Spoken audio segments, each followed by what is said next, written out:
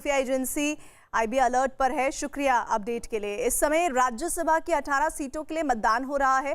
7 राज्यों की 18 सीटों पर होने वाले चुनाव को कोरोना की वजह से टाल दिया गया था। 18 सीटों में 4 आंध्र प्रदेश, 4 गुजरात, झारखंड की 2 सीटें, मध्य प्रदेश और राजस्थान की 3-3 सीटें हैं। उधर मणिपुर और मेघालय में 1-1 सीट है। मतों की गिनती आज शाम को ही हो जाएगी और नतीजों का ऐलान कर दिया जाएगा। तो ये तस्वीरें आपको हम दिखा रहे हैं राज्यसभा चुनाव के दौरान जो हलचलें हैं उसके मद्देनजर किस तरह की तैयारियां हैं। बहुत महत्वपूर्ण इस लिहाज से क्योंकि आज ही वोटिंग होगी, आज ही गणना होगी और आज ही नतीजों का ऐलान हो जाएगा। तो इस बीच ये जानकारियां भी लगातार आ रही है कि बीते आपने दिनों ये भी तस्वीरें देखी, खास तौर से राजस्थान में, कि किस तरह से राजस्थान सरकार अपने विधायकों को सहेजने के लिए कभी होटल का रुख कर रही है, कभी बॉर्डर को सील किया जा रहा है। और उसी गहमा गहमी के बीच रणदीप सुरजेवाला भी सरकार को संभालने के लिए पहुंचे और इस समय राज्यसभा की 18 सीटों के लिए मतदान जारी है। हमारे साथ इसी राज्यसभा चुनाव पर बात करने के लिए हमारे रिपोर्टर्स जुड़ रहे हैं। जयपुर से भवानी सिंह है, अहमदाबाद से जनक दवे हैं, भोपाल से मनोज शर्मा है। आप सभी का मैं रुख करूं उससे पहले राज्यसभा की 18 सीटों के लिए आज मतदान हो रहा है। हम आपको 6 तस्वीरें दिखाना चाहते हैं। पहली तस्वीर जयपुर से है जहां मतदान की सीएम अशोक गहलोत वोट डालने पहुंचे उस दौरान की है।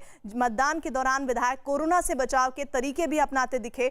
दूसरी तस्वीर गुजरात के गांधीनगर की है जहां बीजेपी विधायक केसरी सिंह सोलंकी को एम्बुलेंस से विधानसभा लाया गया। मतदान करने के बाद वो एम्बुलेंस से लौट गए। तीसरी तस्वीर भोपाल की है जहां मुख्यमंत्री शिवराज सिंह चौहान ने मतदान किया है। और उधर असम में राज्यसभा की 1 सीट के लिए शिलांग में मतदान हुआ, जबकि आंध्र प्रदेश के अमरावती में सीएम वाईएस जगनमोहन रेड्डी और विधायकों ने मतदान किया है। उधर इम्फाल में भी 1 सीट के लिए मतदान किया गया है। चलिए एक दिलचस्प तस्वीर भी आपको दिखाते हैं। मध्य प्रदेश में राज्यसभा की 3 सीटों के लिए चल रहे मतदान में कांग्रेस के विधायक पीपीई किट में वोट डालने पहुंचे। ये विधायक जिनका नाम बताया जा रहा है कुणाल चौधरी, जो कि पीपीई किट पहनकर पहुंचे हैं विधान भवन में और उन्हें पूरी तरह से सैनिटाइज किया गया, फिर वो अपना मतदान करने के लिए पहुंचे हैं। मनोज शर्मा हमारे साथ जुड़ रहे हैं। मनोज, मध्य प्रदेश का सबसे ज्यादा चर्चाओं में रहेगा ये राज्यसभा चुनाव, क्योंकि सरकार बदल गई, उसके बाद राज्यसभा चुनाव को लेकर आरोप लगे, कांग्रेस की तरफ से जानबूझकर देरी की गई। जरा बताइए ये जो तस्वीरें पीपीई किट वाली है, इनके साथ साथ और क्या क्या दिलचस्प हो रहा है वहां पर?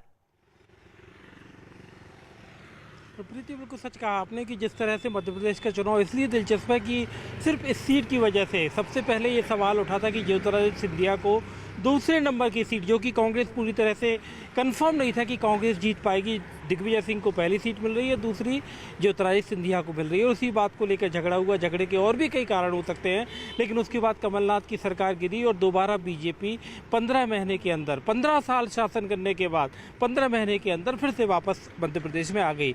जहाँ तक पीपीई किट की ये जो कुणाल चौधरी हैं, ये अभी कुछ दिन पहले कोरोना पॉजिटिव पाए गए थे, तो जाहिर तौर पर 14 दिन का जो उनका होम क्वारंटाइन का समय था वो पूरा नहीं हुआ था। पहले बैलेट बॉक्स कहा गया कि पोस्टल बैलेट दे देंगे, लेकिन उसके बाद उनसे कहा गया कि आप पीपीई किट पहनकर आइए।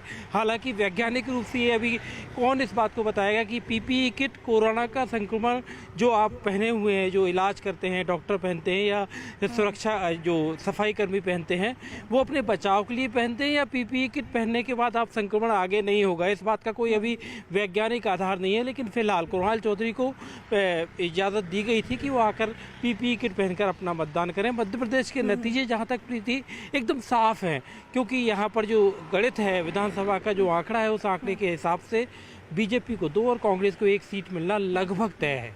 चलिए ठीक है, 2-1 से आंकड़ा इस वक्त